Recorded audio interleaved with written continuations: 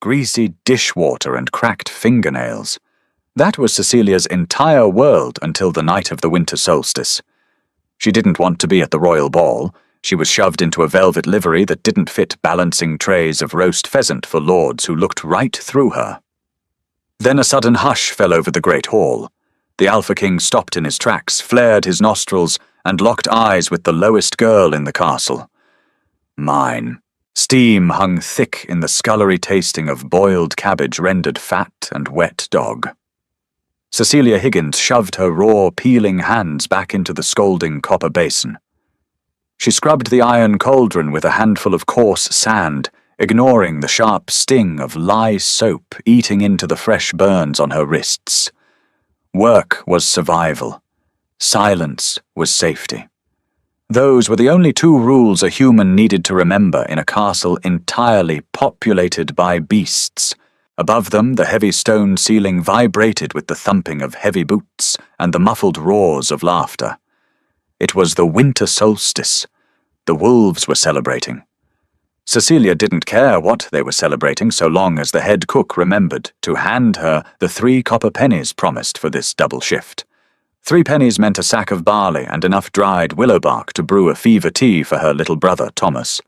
That was the sum total of her ambition. "Cecilia!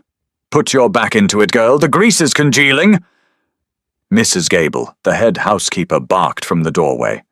Mrs. Gable was human, but decades of serving, the wolf nobility had given her the sharp, aggressive mannerisms of a snapping terrier. She wiped her sweating forehead with a flour-dusted apron. "They are eating through the 3rd course faster than we can plate it." "I'm scrubbing as fast as the water boils, Mrs. Gable," Cecilia muttered, tossing the heavy iron pot onto the drying rack. It clattered loudly, drawing a sharp hiss from the head cook across the room. Cecilia wiped her brow with the back of a wet sudsy arm. She was 19, though she felt closer to 50. Her drab brown hair was tied back in a brutal knot, completely hidden beneath a soot-stained linen cap. Her coarse wool dress was heavy with dirty water dragging at her narrow shoulders. She didn't possess the lush, vibrant beauty of the human girls who worked in the upper galleries, the ones hoping to catch a stray glance from a lonely guard. Cecilia was a basement dweller, a scullion, invisible and fiercely glad of it. The heavy oak door to the kitchen slammed open.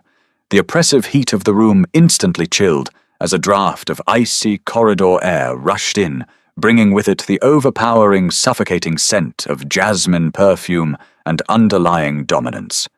Every human in the kitchen dropped their heads instantly. Cecilia kept her eyes locked on the damp flagstones. Lady Gianna Brown stepped into the muck of the kitchen.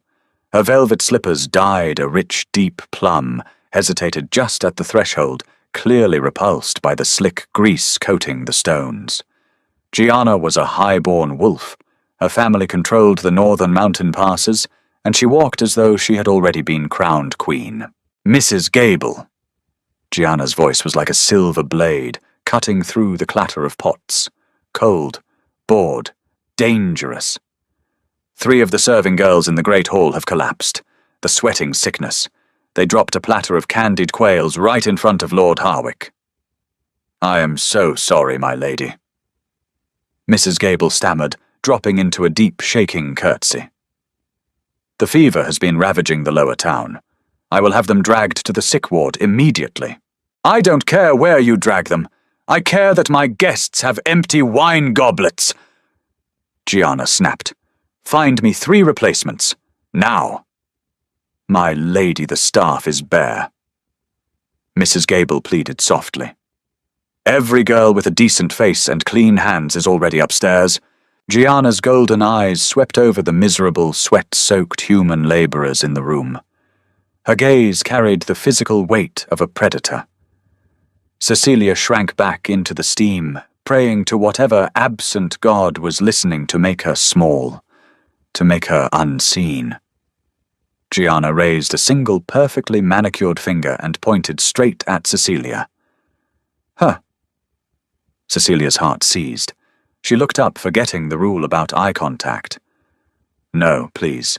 I scrub pots, my lady. I don't know the proper service." "Did the human just speak to me?" Gianna asked the air, her voice dropping an octave. A low, terrifying vibration rattled the copper pots hanging from the ceiling. A warning growl. Mrs. Gable rushed forward, seizing Cecilia by the arm and yanking her hard enough to bruise. She meant no disrespect, my lady. She is ignorant. I will have her scrubbed and dressed in 5 minutes. See that you do. The Alpha King is restless. The mood in the hall is turning sour. If service stalls again, I will have the kitchen staff flogged. Gianna turned on her heel and swept out of the room, leaving a suffocating silence in her wake. Cecilia tried to pull away from Mrs. Gable's iron grip. I can't go up there. They're animals right now. It's the solstice, they're drunk on blood wine. You know what happens to girls who spill things when the wolves are drinking. You will do exactly as you are told, Cecilia Higgins, Mrs. Gable hissed, dragging her toward the washroom. Or I will toss you out into the snow tonight without a single copper. You think your brother will survive the winter if you lose this post? That shut Cecilia up.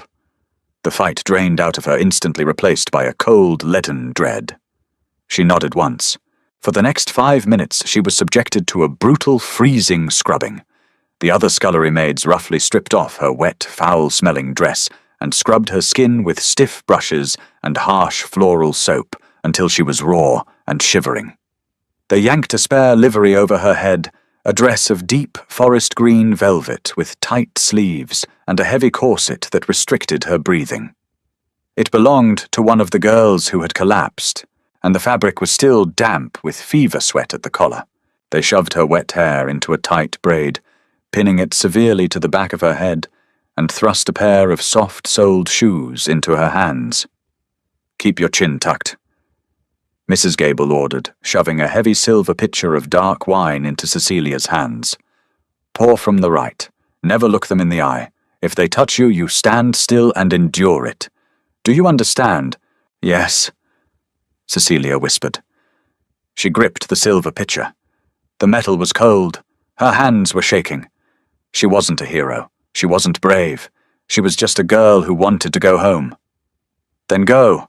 The stone spiral staircase leading from the bowels of the castle to the great hall was known among the servants as the Devil's Throat. It was narrow, damp, and smelled of centuries of trapped soot. Cecilia climbed the heavy velvet dress clinging uncomfortably to her damp skin. Every step she took brought the noise closer. It wasn't just noise, it was a physical pressure. Wolves did not merely talk, they dominated the air. Their laughter was a bark, their arguments were snarling matches that shook the tapestries. As Cecilia reached the heavy iron-bound doors of the servants' entrance, her chest tightened with an anxiety so profound it tasted like copper in her mouth. She pushed the door open and slipped into the shadows of the massive hall. The sensory assault was immediate and staggering. Thousands of beeswax candles blazed in massive iron chandeliers suspended from the vaulted ceiling.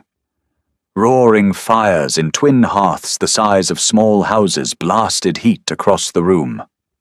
Long oak tables were crowded with the elite of the kingdom. These were not refined, delicate nobles. They wore silks and velvets, yes, but they wore them like skins stolen from prey. Broad shoulders, heavily scarred faces, eyes that caught the firelight and flashed amber gold and piercing green. They tore into the roasted meats with their bare hands, grease shining on their chins.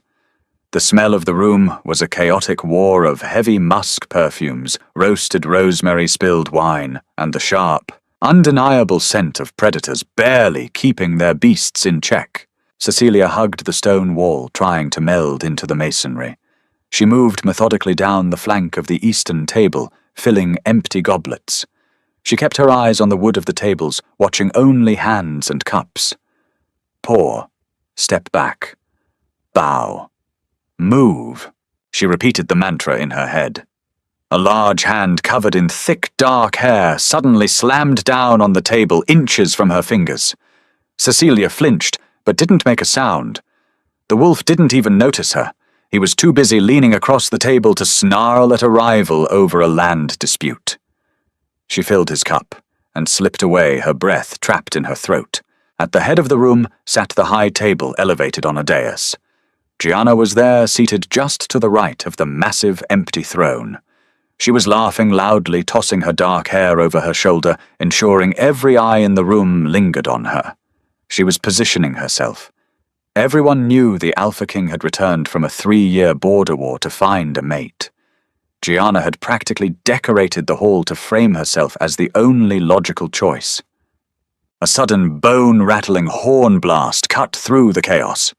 Instantly, the deafening roar of the hall vanished. It didn't fade, it was severed. Silence slammed into the room so fast Cecilia's ears popped. The wolves at the table stopped eating. They didn't just stand up, they snapped to attention, their posture rigidly submissive, heads bowed, throats exposed. Cecilia froze near a massive stone pillar, pressing her back against it, gripping her silver pitcher tightly against her stomach. The heavy oak doors at the far end of the hall opened. Arnold Redfern walked in. Cecilia had expected a polished, arrogant tyrant. The stories whispered in the kitchens painted the Alpha King as a monster of vanity and violence, a towering beast who demanded worship. But the man walking down the center aisle looked exhausted. He was massive, yes. Shoulders broad enough to block out the doorway, standing well over 6 feet, heavily muscled, beneath a tailored tunic of pitch-black leather and silver thread. But there was no swagger in his step. He moved with a quiet, lethal grace, his boots making absolutely no sound on the stone floor. His face was striking all harsh angles and brutal geometry framed by dark hair that desperately needed a cut. A jagged, pale scar slashed from the corner of his left ear down to his jawline, a souvenir from the trenches, not a throne room. But it was his eyes that caught Cecilia off guard. Even from the shadows she could see they were a pale, striking grey, like a winter sky before a blizzard, and they looked utterly, overwhelmingly tired. He walked past the bowing lords and ladies without a single glance. He radiated an aura of pure power that made Cecilia's skin prickle even from 40 feet away. It was an oppressive weight in the air, a gravitational pull that demanded total submission. Arnold reached the dais. He didn't look at Gianna, whose smile faltered for a fraction of a second, as he bypassed her and dropped heavily into the central throne. He braced his elbows on the wooden arms and rested his chin on his knuckles. "Sit," Arnold commanded. His voice wasn't loud, he didn't shout, but the low, gravelly timbre carried to every corner of the hall, vibrating in Cecilia's chest cavity. The hall sat as one. The noise slowly resumed, but it was muted now. Tense, every wolf in the room was acutely aware of the king's foul mood. Gianna leaned toward him, offering a silver platter of sliced meats, murmuring something soft and placating. Arnold didn't even look at her. He waved the platter away with a dismissive twitch of his fingers, his eyes scanning the crowd with deep irritation. He looked like a man trapped in a cage of his own, making suffocating under the scent of politics and desperate sycophants. Cecilia's pitcher was empty. She needed to return to the kitchen. She took a step backward toward the servants' tunnel. "Boy!" A slurred voice barked from the table near Cecilia. A drunk elderly lord was waving an empty goblet at her. "Wine! Now!" Cecilia swallowed hard. She wasn't a boy, but the livery hid her shape, and in the dim light it didn't matter. She turned, realizing she only had a few drops left in the pitcher. She needed to fetch a new one. I must fetch more from the cellar, my lord," she whispered, keeping her head down. The lord stood up his chair, scraping violently against the stone. "Did you tell me to wait?" He slurred, his eyes flashing a dangerous amber. Cecilia backed up her heart, hammering against her ribs. The worst possible thing was happening. She was drawing attention. "My lord, please, I merely—" Cecilia began, her voice trembling, despite her desperate attempt to keep it flat. The drunk lord lunged his hand, snapping out with terrifying speed. He grabbed Cecilia's wrist, his thick fingers biting into the fresh lye burns on her skin. Cecilia gasped in sharp, sudden pain, her grip faltering. The heavy silver pitcher slipped from her fingers. It hit the stone floor with a deafening crash, that echoed like a bell toll in the newly muted hall. The remaining dark red wine splashed across the grey flagstones, looking horribly like blood. The noise stopped the conversation at the high table. Cecilia dropped to her knees instantly. Panic, cold and sharp, flooded her veins. "Forgive me," she gasped, scrambling to pick up the heavy pitcher. Her hands were shaking so violently she could barely grip the handle. "Forgive me, I am clumsy, I will clean it." The drunk lord stood over her, his chest rumbling with a low growl. He raised a heavy boot, preparing to kick the servant who had embarrassed him. Up on the dais, Arnold Redfern stopped breathing. He had been staring blankly at the far wall, drowning out the inane chatter of Lady Gianna, fighting the urge to shift and run into the frozen woods, just to escape the suffocating perfume of 300 desperate, grasping wolves. Then something cut through the cloying stench of jasmine and roasted fat. It was faint at first, a thread of something entirely different. It smelled like rain on cold stones, like crushed pine needles, like iron and old copper and terrified, beating life. It hit his senses like a physical blow to the chest. Arnold's head snapped toward the eastern wall. His grey eyes dilated the pupil, swallowing the iris until they were completely black. Mate. The word wasn't a thought. It was a roar in his blood. His inner wolf, dormant and miserable for years, slammed against his ribs, wide awake and violently possessive. "Arnold," Gianna asked, her hand reaching out to touch his arm. "Is something wrong?" Arnold stood up. The chair behind him tipped backward and crashed onto the stone floor. The entire hall froze. The drunk lord near Cecilia stopped with his boot raised, suddenly realizing that the suffocating, crushing weight of the Alpha's full dominance had just blanketed the room. It was hard to breathe. Several lesser wolves whimpered and pressed their faces to the tables. Arnold stepped down from the dais. He didn't walk. He stalked. His shoulders were rigid, his hands curled into fists at his sides. He ignored the lords and ladies frantically pulling themselves out of his path. His black eyes were locked entirely on the small, trembling figure kneeling on the floor, frantically trying to scrub wine out of the stones with her apron. Cecilia didn't see him coming. She was too busy hyperventilating, waiting for the heavy boot of the drunk lord to crack her ribs. She was rubbing the stones so hard her knuckles were bleeding. A pair of heavy black leather boots stopped inches from her knees. Cecilia froze. The boots were immaculate, silver buckles. She recognized the scent radiating off the man standing over her. It was the crushing pressure from the doorway multiplied by 100. The air around him crackled with dark, heavy heat. "Get away from her!" A voice rumbled. It didn't sound human. It sounded like boulders grinding together deep underground. The drunk lord scrambled backward so fast he fell over his own chair, bearing his neck to the ceiling in total submission. "My king, The servant spilled, "If you speak again, I will tear out your throat," Arnold said. The promise in his tone was absolute. Silence fell over the great hall. 300 predators held their breath, watching their brutal, war-forged king stand over a human scullery maid. Arnold slowly dropped to one knee. He ignored the spilled wine soaking into his leather pants. Up close, the scent was intoxicating. It was everything real and grounded in a world of political rot. He reached out a large, heavily scarred hand. Cecilia flinched violently, raising her arms to shield her head, squeezing her eyes shut. She waited for the blow. She waited to be thrown into the dungeons. Instead, large, incredibly warm fingers gently wrapped around her bruised wrists. Arnold pulled her arms down. He didn't force her, but there was no resisting the sheer, immovable strength in his grip. He looked at her hands. He saw the angry red lye burns. He saw the cracked, bleeding knuckles. A low, dangerous rumble vibrated in his chest, a sound of immense displeasure directed at whoever had allowed her to be hurt. "Look at me," Arnold commanded softly. Cecilia couldn't disobey. Her body betrayed her fear. She slowly lifted her chin. She met the Alpha King's eyes.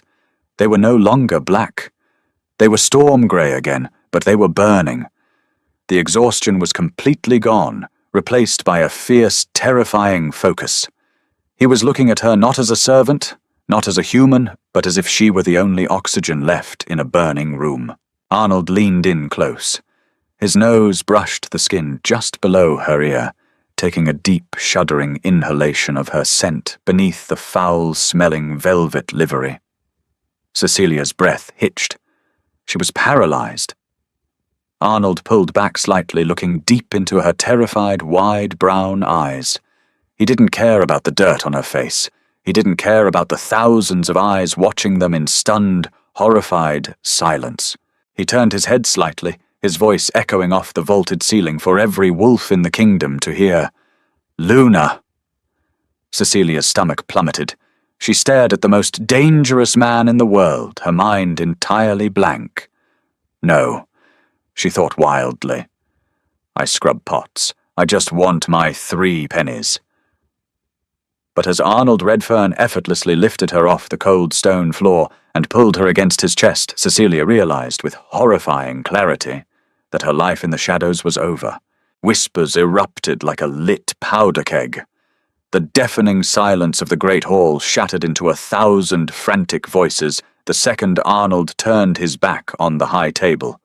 Lords and ladies scrambled over their heavy oak chairs, craning their necks to watch the Alpha King carry a dripping, wine-stained scullery maid toward the exit. Cecilia squeezed her eyes shut. She was rigid, her body locked in a state of sheer panic.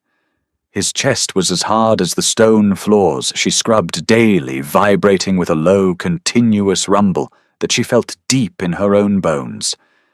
He held her effortlessly, one massive arm tucked securely beneath her knees, the other supporting her back. She smelled leather, cold wind, and something distinctly feral. "Arnold!" Gianna's voice cut through the clamour. It was shrill, completely stripped of its usual aristocratic boredom. "Arnold, what are you doing? She is a human, a servant." Arnold did not stop. He didn't even turn his head. He kicked the heavy servants' doors open with a brutal thrust of his boot, splintering the aged wood. The doors slammed shut behind them, cutting off Gianna's outrage and plunging them into the dim, freezing corridors of the castle's upper wings. "Please!" Cecilia rasped. Her throat was bone dry. "Put me down. You're going to get me killed." "No one will touch you," Arnold replied. His voice was a low scrape of gravel. He adjusted his grip, pulling her slightly tighter against his chest as they moved up a sweeping stone staircase. "Not ever again. You don't understand." She kept her eyes glued to the silver buckles on his leather tunic, terrified to look at his face. "Mrs. Gable will fire me. I dropped the wine. I lost my wages. If I lose my post, my brother dies." Arnold stopped mid-stride on the landing. He looked down at her. His grey eyes were intense, searching her pale, soot-smudged face. He expected her to be overwhelmed by the mate bond, or at least terrified of him. He did not expect her to be doing frantic mental arithmetic about her wages. "Your brother," Arnold repeated, testing the words. "Thomas," Cecilia whispered, shivering violently as the damp velvet of her dress wicked away her body heat in the freezing corridor. "He has the sweating sickness. I only took this shift for the copper pennies to buy his willow bark. If you throw me in the dungeon, just please send someone to the lower town with the medicine. He's only 7. Arnold's jaw locked. A muscle ticked violently in his cheek. He started walking again, his strides eating up the distance down the wide, tapestry-lined hallway at an unnatural speed. "You aren't going to the dungeon, and your brother will have his medicine." He stopped before a set of massive double doors carved with the crest of the royal house, a snarling wolf pinned against a crescent moon. The 2 heavily armed guards flanking the door snapped to attention, their eyes widening in shock at the bundle in their king's arms. "Open it!" Arnold barked. The guards rushed to comply, hauling the heavy doors outward. Arnold stepped inside and kicked them shut behind him. The king's chambers were nothing like the opulent, suffocating Great Hall. They were stark, functional. A massive 4-poster bed dominated the center of the room, stripped of decorative silks, and dressed only in heavy woolen blankets and furs. A massive hearth crackled with a roaring pine fire.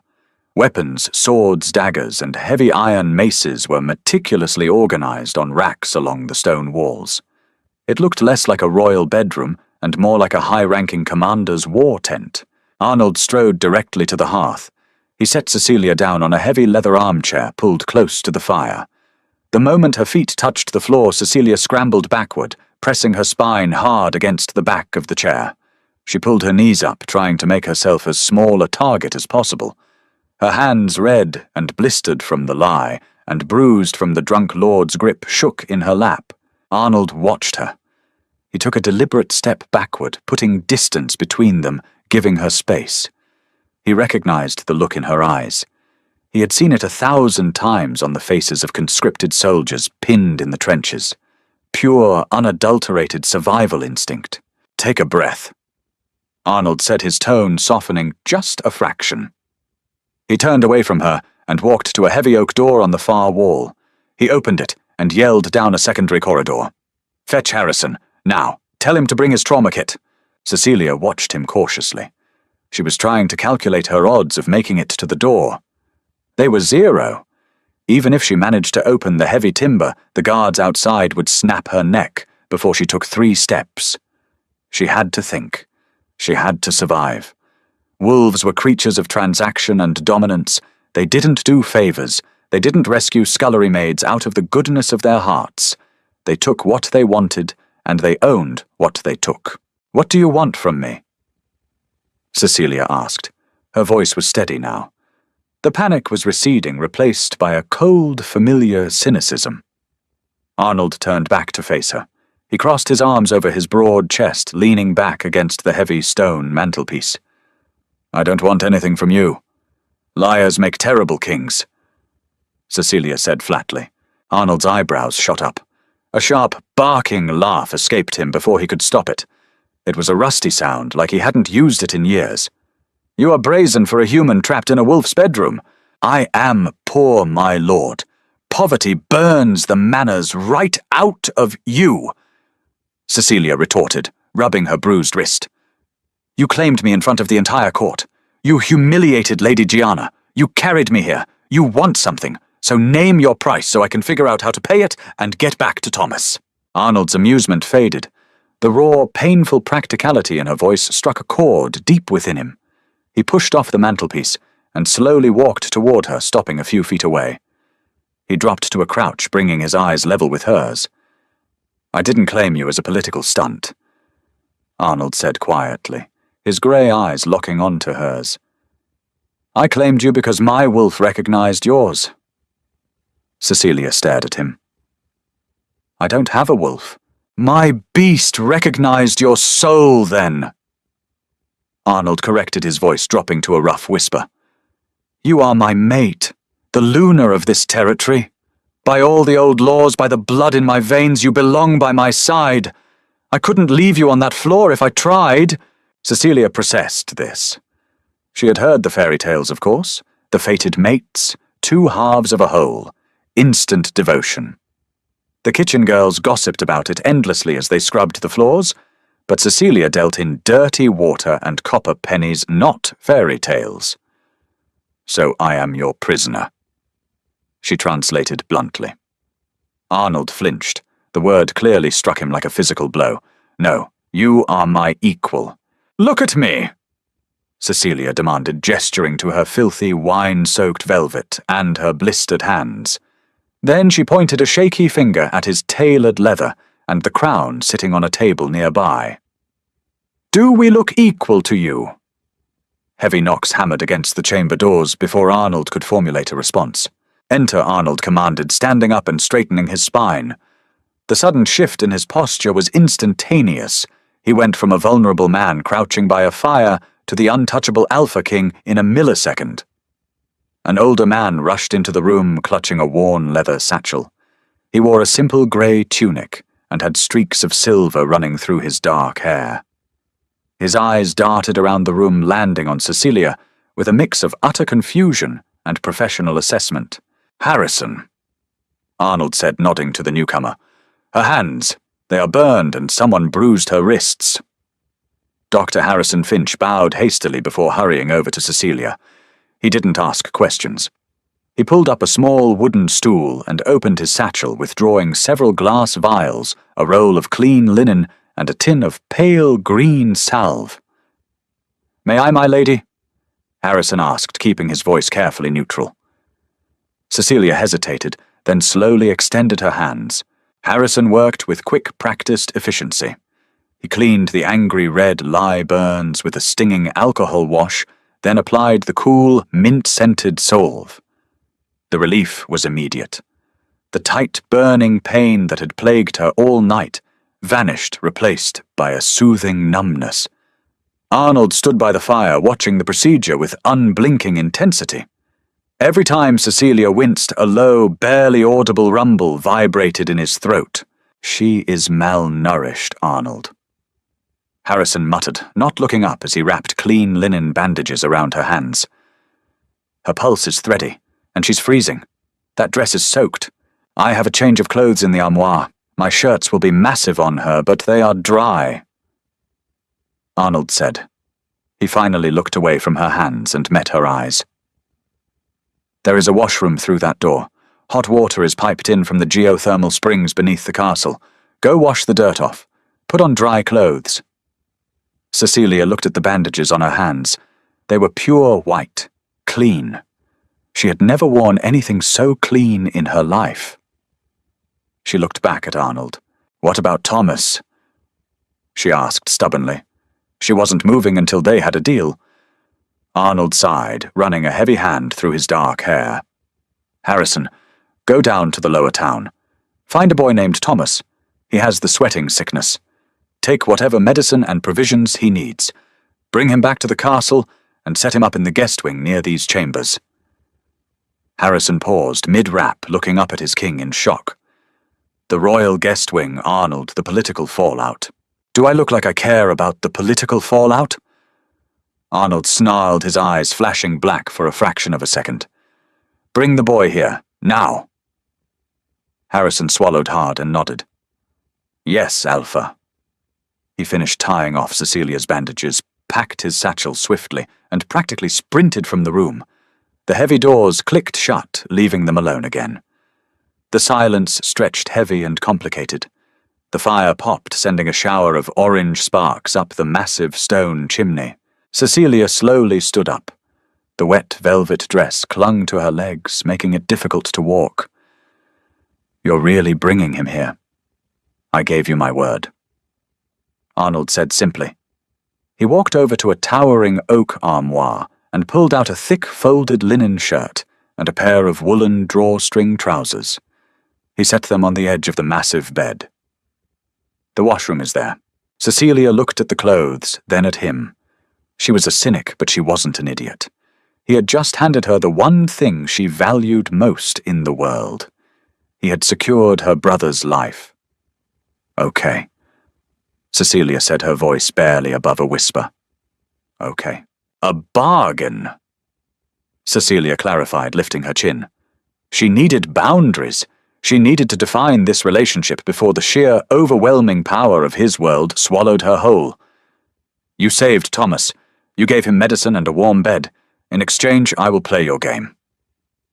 Arnold frowned, a deep crease forming between his brows.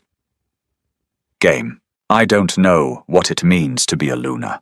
I don't know your politics or your laws, or how to speak to the lords who used to kick me out of their way," Cecilia said, her voice gaining strength. "But I know how to work. I know how to survive. If you keep my brother safe, I will stand by your side. I will wear your expensive dresses. I won't embarrass you, but do not expect me to fall at your feet and thank the stars for a fated mate. I don't love you. I don't even know you." It was a dangerous speech. To speak so bluntly to an alpha, let alone a king, was a death sentence. She braced herself for the anger, for the roar of dominance she had seen him unleash in the great hall. But Arnold didn't roar. Instead, a slow, genuine smile spread across his face. It fundamentally changed his appearance, wiping away the brutal, war-torn harshness and revealing a rugged, striking warmth. He looked at her with a mixture of deep respect and profound relief. He had spent the last 3 years surrounded by politicians who lied through their teeth, lords who smiled while holding daggers, and women like Gianna who saw him only as a stepping stone to a crown. And here was a half-starved scullery maid, in a soaked, ruined dress, looking him dead in the eye and offering him the only honest transaction he had experienced in a decade. Deal. Arnold said, his voice rich and steady. Go wash Cecilia. We have a lot of work to do tomorrow. Scalding water rushed from a polished brass spout, filling a sunken marble tub. Steam billowed into the massive bathing chamber, carrying the sharp, clean scent of crushed eucalyptus and cedar. Cecilia stood paralyzed at the edge of the water. She stripped off the heavy wine-soaked velvet dress, letting it collapse onto the heated stone floor like a dead thing. She undid the severe braid at the nape of her neck, her fingers catching in the knots. Then she stepped into the basin. Heat sank into her bones. It was a vicious, agonizing kind of wonderful. For the first time in years, she wasn't scrubbing the grime of noble wolves out of heavy pots. She was washing it off herself. She took a cake of smooth white soap and dragged it across her arms, watching the grey suds spiral down into the water. The dirt of the scullery was stubborn. It had worked its way deep into the creases of her knuckles and the calluses on her palms. She scrubbed until her skin glowed a raw, furious pink. She catalogued her body as she washed. The pale, raised scar on her shoulder from a flying cast-iron pan. The slight, permanent bend in her left pinky finger from carrying buckets of coal too heavy for a child. She was a map of survival. There was nothing soft or fragile about her, nothing that belonged in a king's bedchamber. Rising from the water, she dried off with a towel thicker than any blanket she had ever owned. Arnold's clothes swallowed her. The linen shirt hung past her knees, the sleeves rolled up 4 times, just to free her bandaged hands. The woolen trousers had to be cinched fiercely at the waist to keep them from dropping to her ankles. She looked ridiculous, a beggar playing dress-up in a giant's wardrobe. Cecilia pushed the washroom door open. The heat of the roaring fireplace hit her first. Then she saw the bundle on the bed. Harrison stood near the mattress, adjusting a thick quilt. Arnold remained exactly where she had left him, leaning against the far wall with his arms crossed, keeping his massive frame strictly out of the way. Cecilia's breath hitched. She crossed the vast room at a dead sprint, her bare feet slapping quietly against the stone. "Thomas!" She gasped, falling to her knees beside the towering bed. Her little brother looked impossibly tiny, submerged in the sea of heavy furs. His face was flushed a dangerous, violent red, his dark hair plastered to his forehead with fever sweat. He was breathing in shallow, ragged hitches. But he was clean. Someone had wiped the soot from his cheeks. "I gave him a tincture of white willow and feverfew," Harrison murmured, stepping back to give her room. "His lungs are clear, which is a miracle in itself. The sweating sickness is ruthless, but he is young. With warmth and proper nutrition, the fever will break by morning." Cecilia reached out her bandaged hand, trembling, as she brushed the damp hair from Thomas's forehead. He felt like a furnace. He stirred his eyelids, fluttering open. His glassy brown eyes struggled to focus in the dim firelight. "Cecilia," he croaked, his voice cracking. He looked around the cavernous room, terrified. "Where are we? Did you steal something? Are we in prison?" A choked, wet laugh escaped Cecilia's throat. A single tear slipped down her cheek, cutting a clean line across her flushed skin. "No, Tommy, I didn't steal anything. We have a new post. A good one." "It's so warm," Thomas whispered, his eyes sliding shut again. "I'm not shivering." "I know," Cecilia said fiercely, gripping his small hand. "You just sleep. I'm right here. I won't leave." She sat there for a long time, listening to the steady, strained rhythm of his breathing. The immediate crushing panic regarding his death began to recede, leaving a hollow, echoing exhaustion in its wake. Only when Thomas fell into a deep, medicated sleep did Cecilia remember she was not alone. She turned her head. Arnold was watching her. He hadn't moved a muscle. His grey eyes were intense, analysing every micro-expression on her face. The primal, predatory energy radiating from him was perfectly contained, tightly coiled beneath the surface. He wasn't looking at her the way the lords in the hall looked at servants like obstacles or objects. He was looking at her like she was the centre of gravity in the room. "Thank you," Cecilia said. The words tasted foreign, thick and heavy on her tongue. Gratitude was a dangerous currency, but he had earned it. Arnold pushed off the wall. He walked to a heavy oak table near the window and picked up a wooden tray holding a steaming bowl of venison stew and a thick heel of crusty bread. He carried it over and set it gently on the edge of the mattress right beside her. "Eat," Arnold commanded softly. "You look like a stiff wind would snap you in half." Cecilia looked at the rich, dark gravy. Her stomach violently cramped, reminding her she hadn't eaten anything but a stolen apple core in 2 days. She picked up the wooden spoon and forced herself to eat slowly, knowing her shrunken stomach would reject it if she rushed. Arnold sat in the leather armchair by the fire. He stretched his long legs out, watching the flames.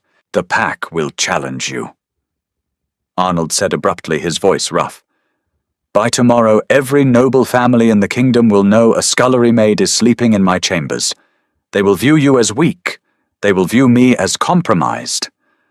"Because I don't have a wolf," Cecilia stated between bites of bread.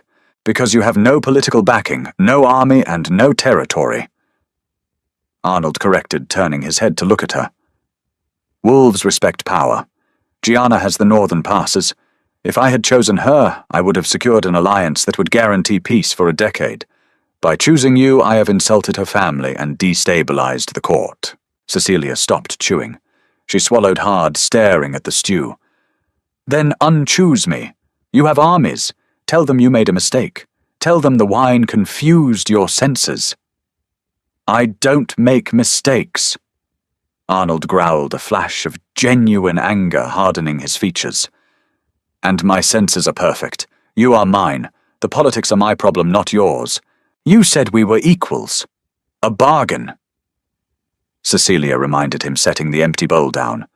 She wiped her mouth with the back of her sleeve. "If they challenge me, how do I fight back?"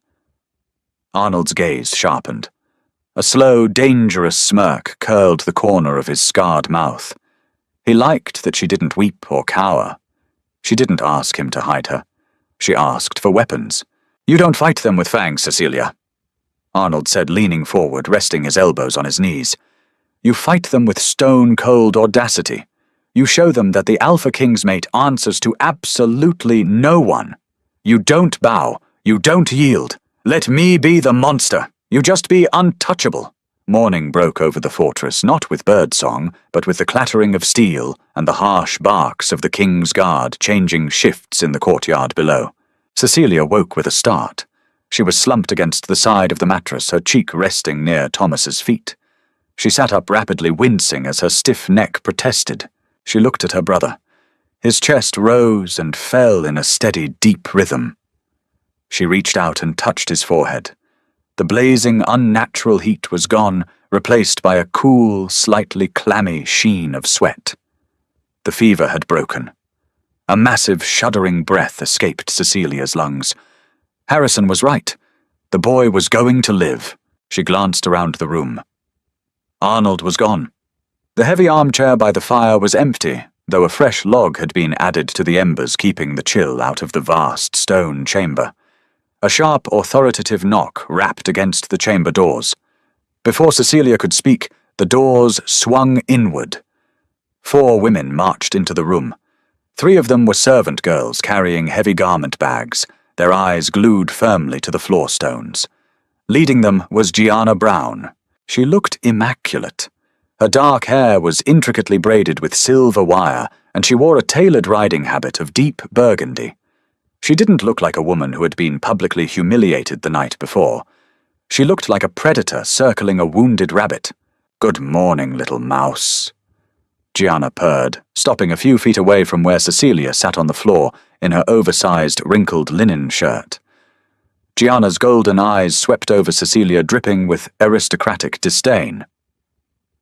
"His Majesty has requested that I assist you in preparing for the morning court. It seems he believes you require refinement." Cecilia slowly stood up.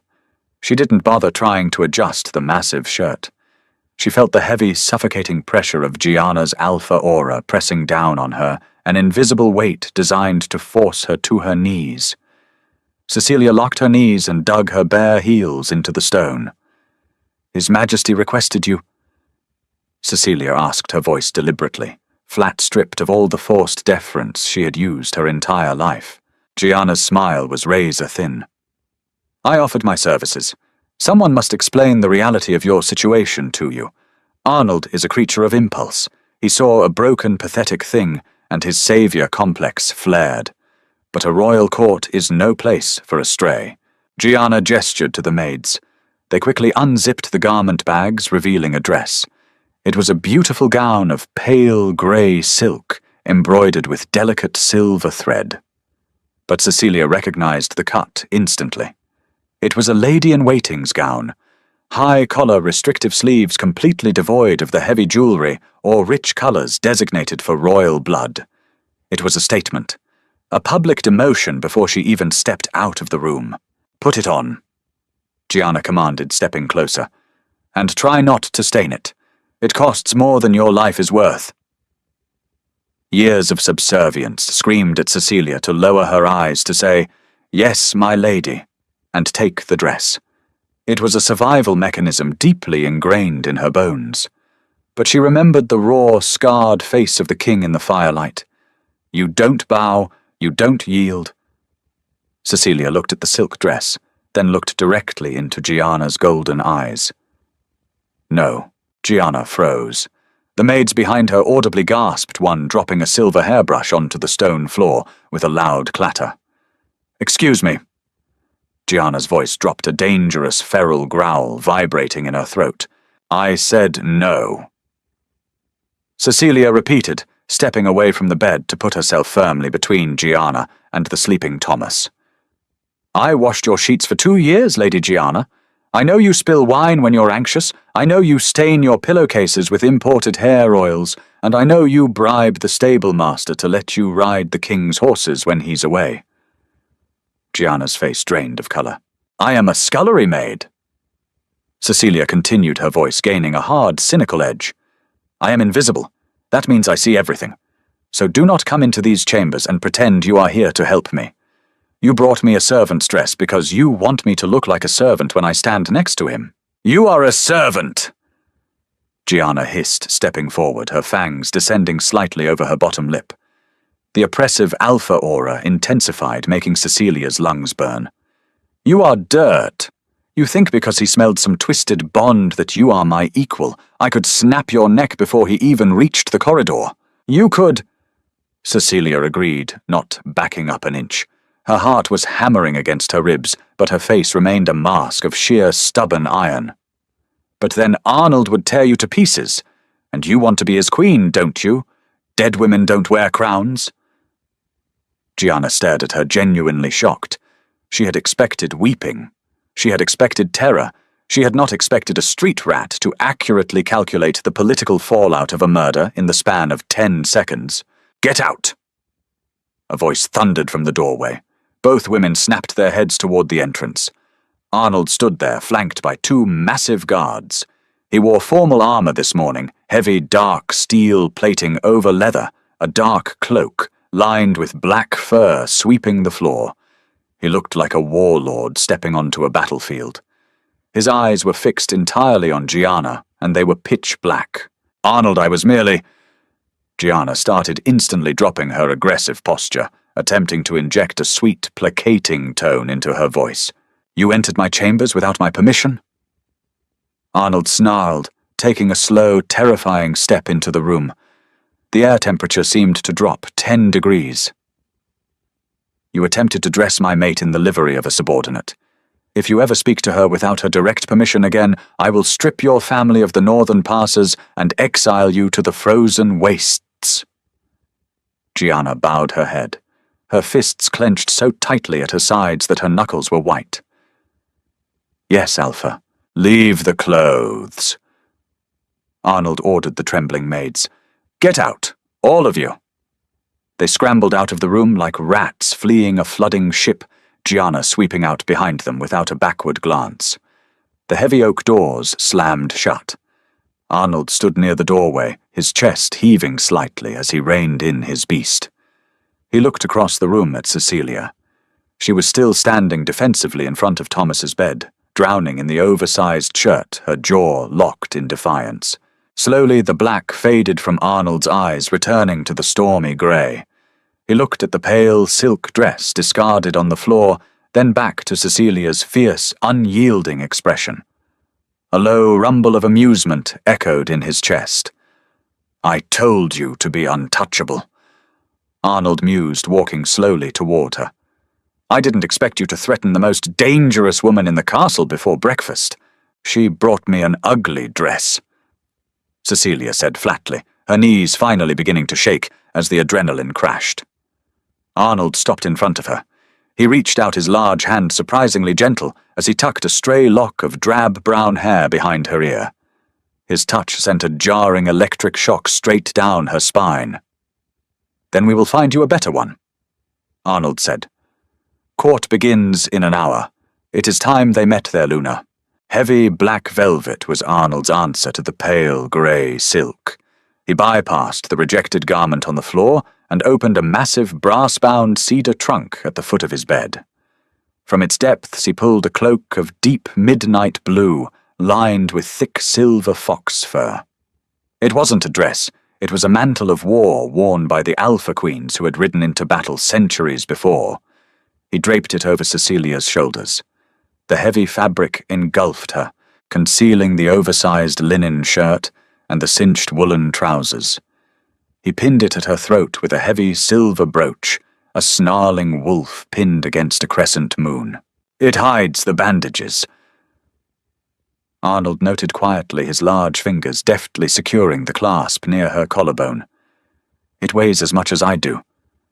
Cecilia shot back, shifting her shoulders. The weight was crushing, but it was magnificent.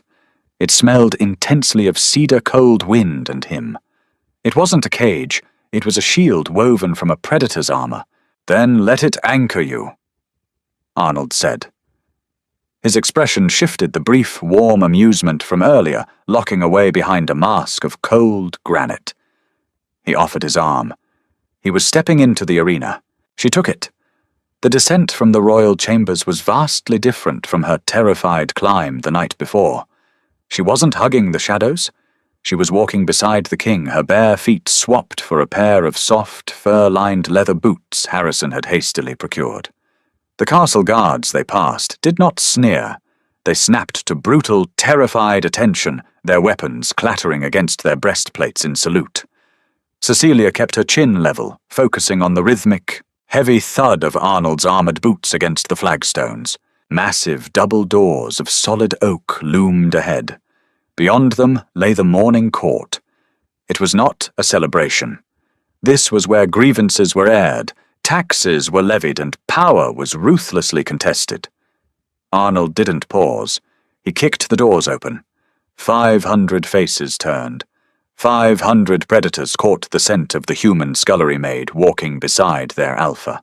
The cavernous hall was packed tight, smelling sharply of damp wool, nervous sweat, and aggressive musk. As Arnold strode down the center aisle, the lords and ladies parted instantly, their heads bowing in rigid submission to the suffocating weight of his dominance. But Cecilia saw their eyes. Amber gold and piercing green irises darted upward, stripping her down, cataloguing her flaws.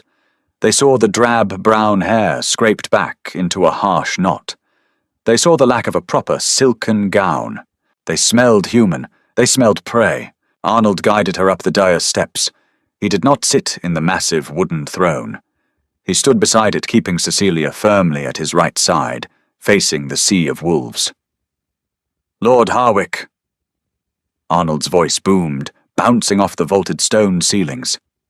"You requested the floor." A massive, heavily scarred wolf stepped out from the front row. He was the drunk brute whose table Cecilia had been serving the night before. His amber eyes locked on to Cecilia with unabashed disgust before flicking respectfully back to his king. "My king." Harwick began, his voice a gravelly, vibrating rumble. "We rejoice in your return from the borderlands, but the pack is confused. A king requires a Luna to strengthen the bloodline, to secure the territories. You bring a human into the sacred circle, a servant. The northern lords feel insulted by this jest." A murmur of agreement rippled through the hall. Gianna stood near the front, her face a picture of serene neutrality, though her eyes gleamed with poisonous triumph. "Are you questioning my senses, Harwick?" Arnold asked softly. The threat in his tone was lethal, promising immediate violence. "I question her fortitude, Alpha." Harwick barked, emboldened by the low growls of support from his peers. "What does a pot scrubber know of our ancient laws? What does she know of sacrifice? When the southern packs raid our borders this winter, will she fight? Or will she weep in the kitchens while our soldiers bleed?" Arnold's jaw tightened. A muscle ticked violently in his cheek. He took a half step forward, his beast rising to slaughter the insolent lord where he stood. Cecilia reached out. From beneath the heavy blue velvet cloak, her small, white-bandaged hand emerged. She placed it flat against Arnold's dark leather armor right over his chest. It was a tiny gesture, but the entire hall gasped. No one touched the Alpha King in anger, and certainly not to restrain him. Arnold froze, looking down at her hand, his stormy grey eyes widening in shock. Cecilia stepped forward, moving just past Arnold's shoulder. She looked directly at Lord Harwick. Her heart hammered against her ribs like a trapped bird, but her voice was steady, hardened by years of surviving the damp, freezing dark. "I know how to ration a single sack of barley so 3 children don't starve to death through a month-long snowstorm," Cecilia said. Her voice wasn't loud, but it cut through the silence like a dropped knife. "I know how to scrub the rot out of a festering wound with lye soap because we cannot afford a healer. I know exactly what sacrifice looks like, Lord Harwick, because I have served it to you on silver platters while my own stomach bled from hunger." Harwick sneered, exposing a long, yellowed canine. "Poverty is not leadership, human." "No," Cecilia agreed, her brown eyes turning flat and unforgiving. "But survival is. You boast of your pack's strength, yet you gorge yourselves on roasted meats while the lower town dies of the sweating sickness. You want a Luna who wears silk, drinks your wine, and smiles while your people rot. Find someone else. But if you want someone who knows how to survive the winter, you are looking at her." Silence slammed into the room. It wasn't the terrified silence that followed Arnold's rage. It was a heavy, contemplative quiet. Wolves respected defiance. They respected a beast that fought back when cornered, regardless of its size or lack of fangs. Gianna's smug smile vanished completely. Harwick shifted uncomfortably, looking to his peers for support, but the grumbling had ceased. Several of the older battle-scarred warriors in the back rows were looking at Cecilia with a strange, calculating respect. Arnold moved. He stepped to Cecilia's side, turning his imposing frame to face the crowd. He didn't yell. He didn't flex his dominance. He simply stated an absolute, unchangeable fact. "She is your Luna. The next wolf who questions her worth will answer to my claws. Court is dismissed." Sunlight filtered through the heavy leaded glass of the royal bedchamber, casting long, fractured shadows across the stone floor. Cecilia sat on the edge of the massive mattress, a bowl of hot venison broth resting on her knees. Beside her, Thomas was sitting up, his face pale, but his eyes bright as he devoured a thick piece of buttered bread. He stood right there. Thomas asked, his mouth full, pointing a small finger at the empty space near the doorway. "The king?" "Yes, Tommy, chew your food." Cecilia murmured, wiping a stray crumb from his chin with the edge of her oversized sleeve. The heavy oak doors opened with a soft click. Arnold stepped inside. He had shed the heavy leather armor, wearing only a loose linen shirt and his dark trousers. The brutal, terrifying warlord of the Morning Court was gone, replaced by a man who looked overwhelmingly deeply exhausted. Thomas froze, his eyes widening to the size of saucers. He dropped his bread onto the quilt. Arnold paused, looking at the terrified boy. A soft, self-deprecating sigh escaped his lips. He slowly lowered himself onto the wooden stool near the hearth, putting himself at eye level with the child to lessen his intimidating height. "You are Thomas," Arnold said. His voice was stripped of its gravelly command, pitched low and gentle. Thomas nodded frantically, pulling the blankets up to his nose. "I am Arnold. Your sister is very brave," he said, gesturing to Cecilia. "She kept you safe. Now it is my turn to keep you both safe. Do you like horses, Thomas?" Thomas hesitated, darting a look at Cecilia for permission to speak. She nodded slightly. "Yes, sir," the boy whispered. "Good. When you are strong enough to walk the courtyards, I will have the stable-master find you a pony. For now, rest." Arnold stood up and walked towards the tall window, looking out over the snow-covered training grounds below. Cecilia set her bowl down and pulled the heavy furs up to Thomas's chin. Within minutes, the boy was asleep again, exhausted by the mere effort of eating and the overwhelming shock of his new reality. Cecilia stood up and walked over to Arnold. She didn't stand behind him. She stood beside him, shoulder to shoulder. The thick blue velvet cloak still hung heavily from her frame. "You humiliated Harwick," Arnold murmured, keeping his eyes on the snowy courtyard. "He is a proud man.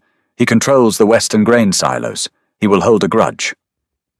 "I'm used to scrubbing floors for people who hate me," Cecilia replied, wrapping her arms around her waist. "At least now I have a warm coat while I do it." Arnold turned his head, his grey eyes searching her face with an intensity that made her breath hitch. "You aren't scrubbing floors anymore, Cecilia. You understand that, right? What you did down there, you didn't just defend yourself. You defended the lower town. You acted like a queen. I acted like someone who knows the price of a copper penny." Cecilia corrected softly.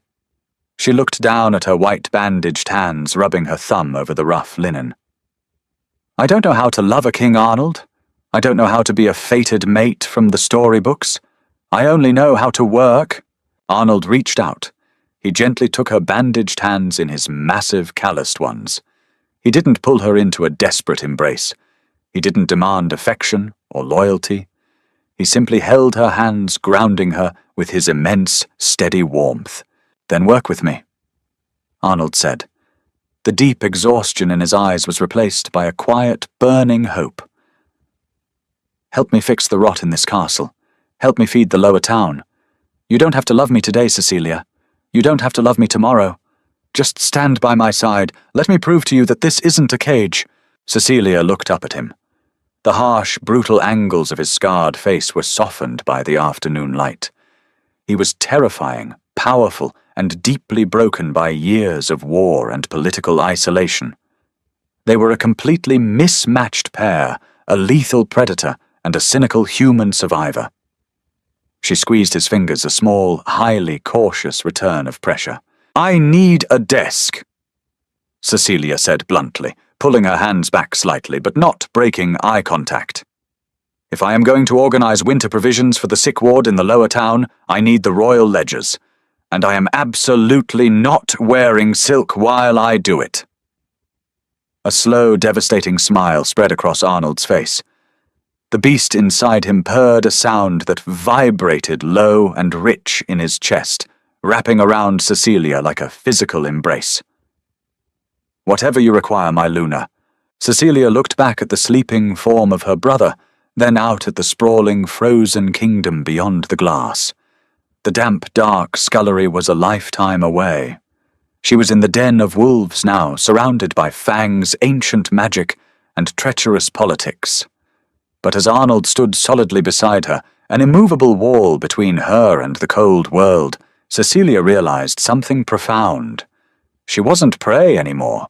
She was going to rule them all. Did Cecilia make the right choice by standing up to the Wolf Lords? If you loved this deep, emotional werewolf romance, please hit that like button to let us know. Share this audio drama with your friends who crave fierce, survival-driven heroines and dark, devoted alphas. Don't forget to subscribe to the channel and ring the bell so you never miss a new story. We release new episodes every week. Drop a comment below telling us what you think Cecilia's first official decree as Luna should be. See you in the next one.